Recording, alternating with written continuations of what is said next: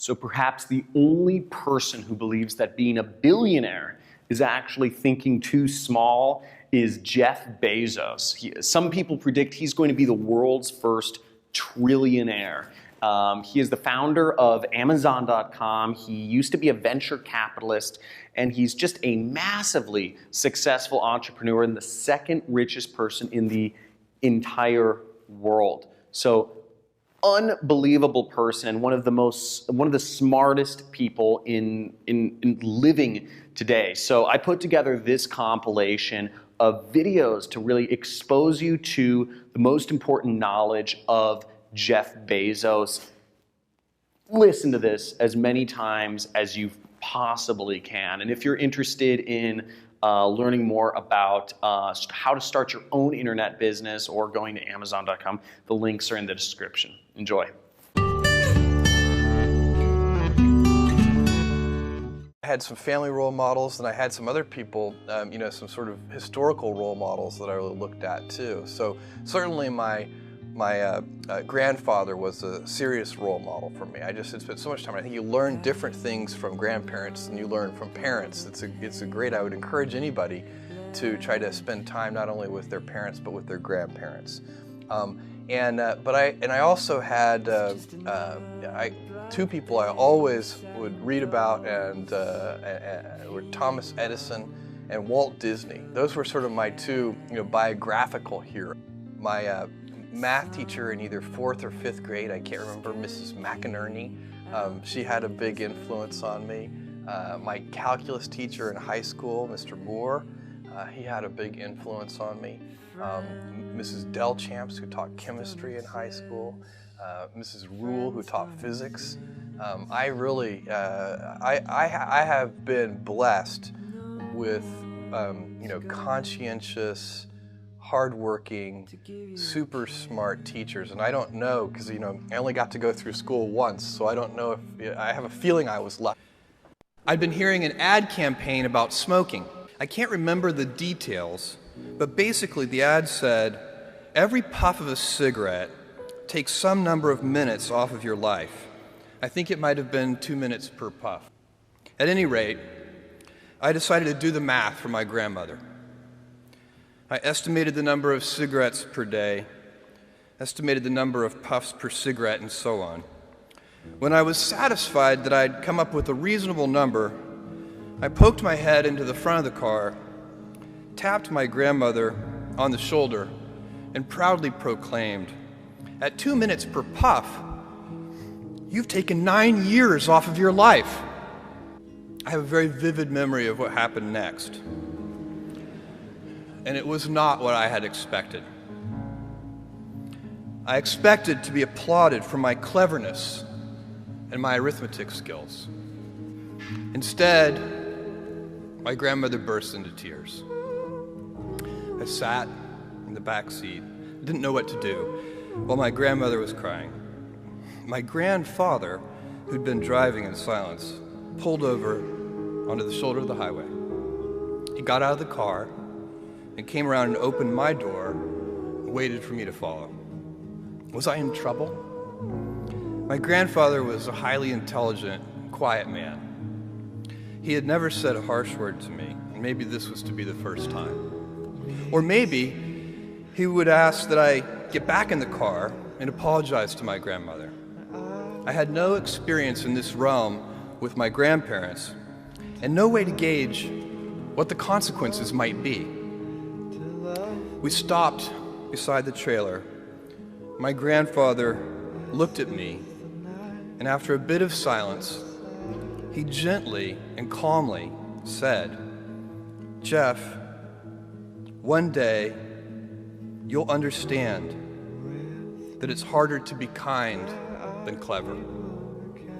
What I want to talk to you about today is the difference between gifts and choices.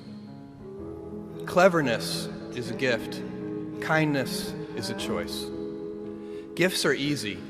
They're given after all. Choices can be hard. You can seduce yourself with your gifts if you're not careful, and if you do, it'll probably be to the detriment of your choices.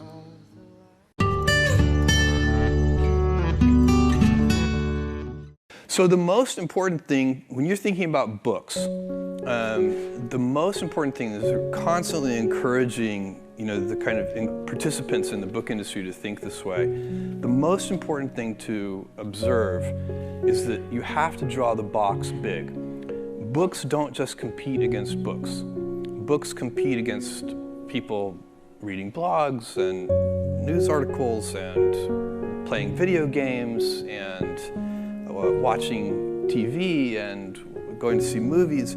Books are the competitive set for leisure time, and it takes many hours to read a book. It's a big commitment. And if you narrow your field of view and only think about books competing against books, you make really bad decisions.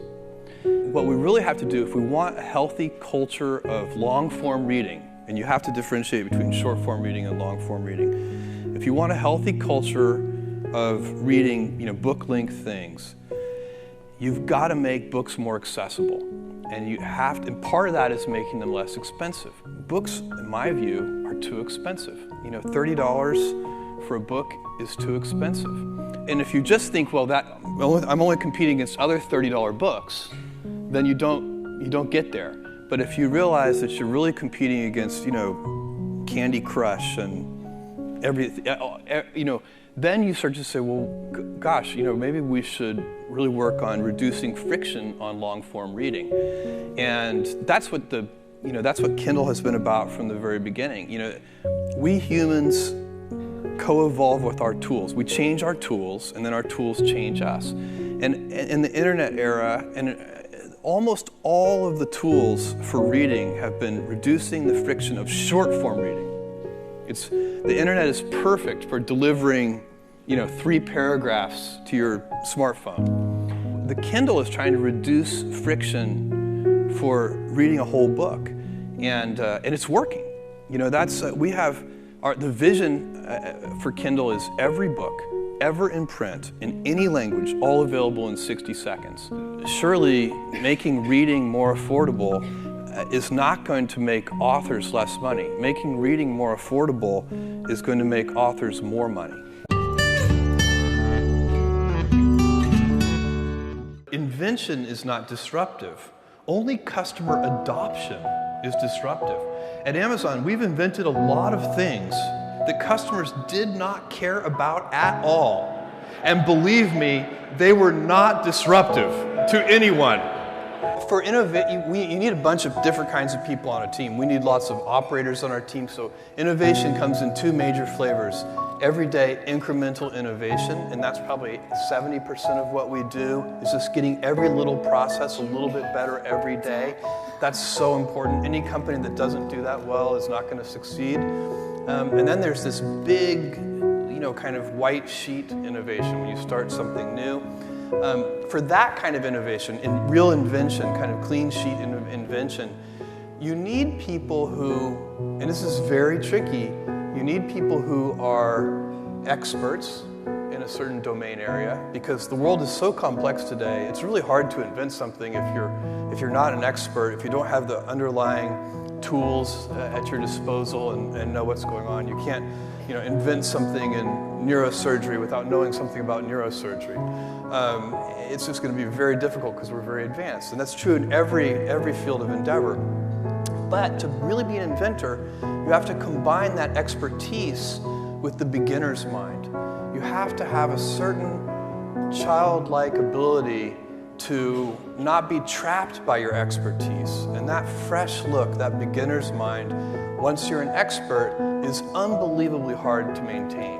But great inventors are always looking. They have a certain divine discontent, and they may have seen something 1,000 times, and still it occurs to them that thing, even though they're accustomed to it, could be improved. And that's, you have to look for people like that. And I also think cultures support that. You can't, even if you're that kind of person, if you're in a culture that doesn't support failure, willingness to fail is critical for invention. Willingness to be misunderstood for long periods of time. Most inventions don't really work that well in the beginning. They're clumsy, they're little toddlers, they're always falling and tripping. And so you have to have culture in your organization that supports this kind of stumbling and wandering Just because you're wandering doesn't mean you're lost. And that's a really important thing to keep in mind when you're trying to invent. I think it's the very rare idea that can be done by a single individual. Almost everything that is going to change the world, solve a problem, improve something, these are usually big efforts, and they require a team working together to really get something important done. And that has been the story of Amazon.com. At every step along the way, we've had a team here that is making this work. I mean, I don't know, even at the smallest scale, you have to figure out how to get help from your friends, from your family members, from people that you can hire in those early days. I think without that, it would never work. Hire smart people. And how do you go about that? If you don't hire, because a single individual cannot keep in touch with the plethora of of new things happening. So what you have to do is you have to put in place a recruiting process that attracts and retains smart, talented, hardworking people who want to be a part of your mission, whatever it is. Now, all we need is a clear, consistent vision and the ability to execute on it very, very well at high speed. And that second piece comes from having large numbers of talented employees with lots of executive bandwidth to help guide them. And so, individuals do not win. I work with these people who, they're missionaries for what they do. They are, if you're giving great customer experience, the only way to do that is with happy people. You can't do it with a set of miserable people, watching the clock all day. Okay, I think this one is a very important question.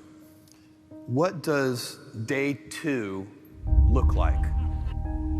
I know the answer to this. Day 2 is stasis, followed by irrelevance, followed by excruciating, painful decline, followed by death. And that is why it is always day 1.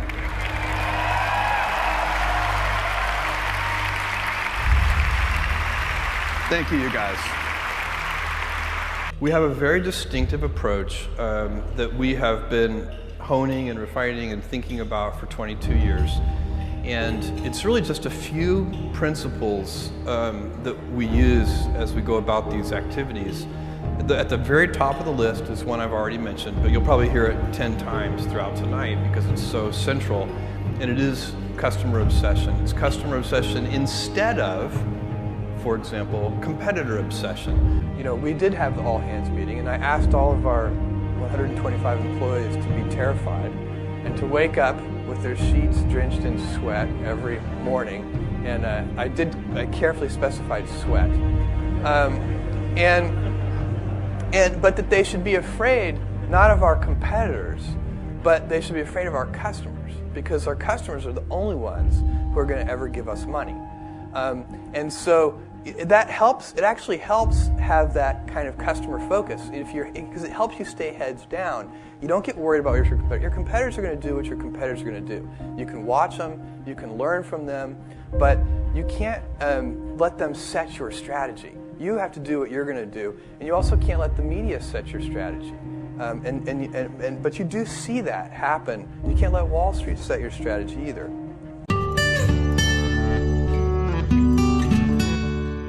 And what you do with those early investment dollars, so if you have $300,000 and then you have $1 million, what you do with those early precious capital resources is you go about systematically trying to eliminate risk.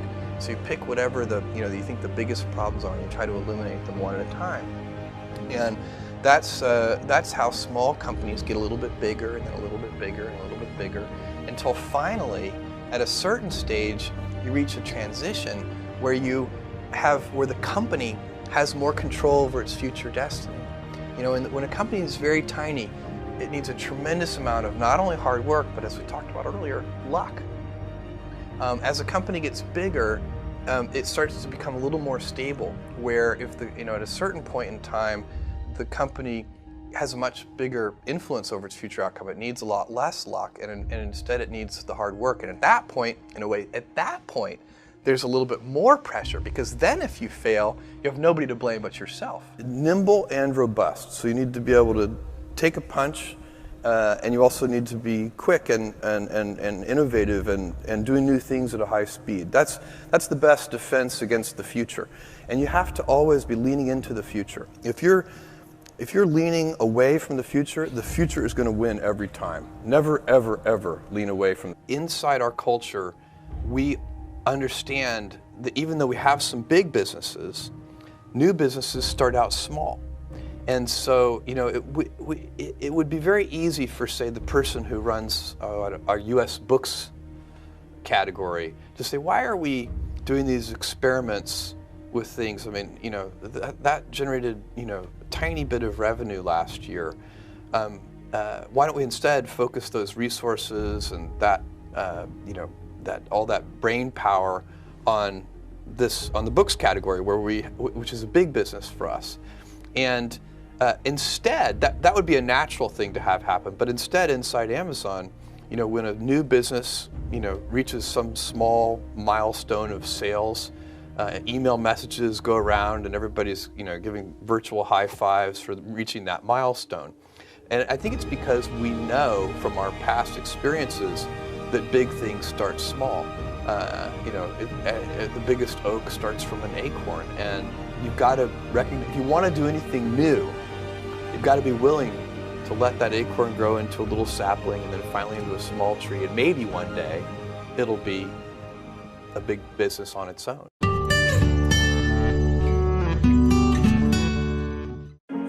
Do something you're very passionate about, and don't try to chase what is kind of the hot passion of the day. I was working at a financial firm in New York City with a bunch of very smart people, and I had a brilliant boss I much admired.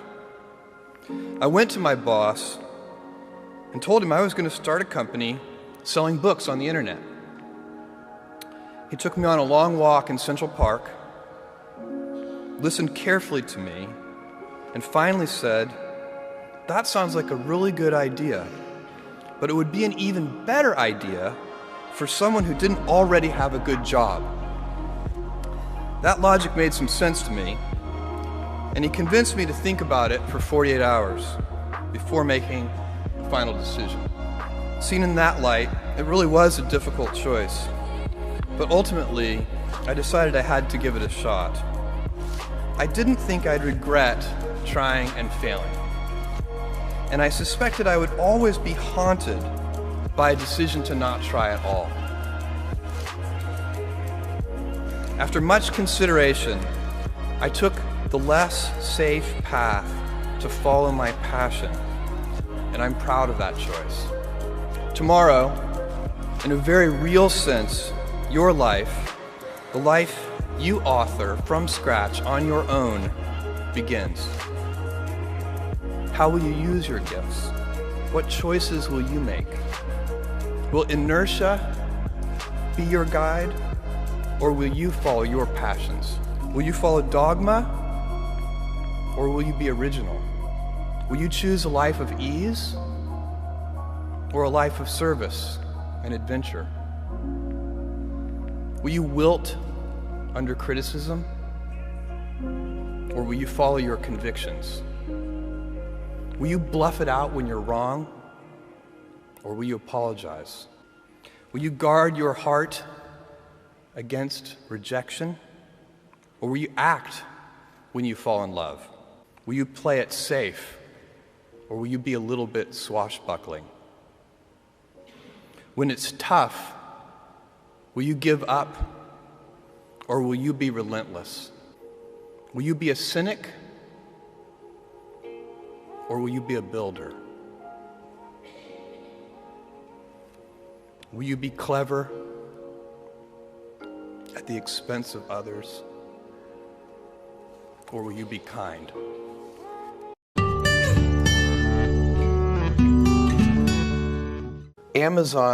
What I would hope Amazon's legacy would be is Earth's most customer-centric company. What we have always wanted to do is raise the standard for what it means to be customer-centric to such a degree that other organizations, whether they be other companies or whether they be hospitals or government agencies, whatever the organization is, they should look at Amazon as a role model and say, how can we be as customer-centric as Amazon? Even competitors, I imagine, right? Hopefully competitors as well. But if we could make, if that could be our legacy, that we kind of raise the general idea of what it means to be customer-centric, that would be a huge accomplishment. It would be accomplishing a mission that's much bigger than ourselves. Many hundreds of people, working over a number of years. So some things are still, require big teams, lots of resources, many years to pull together, and those are very important innovations too.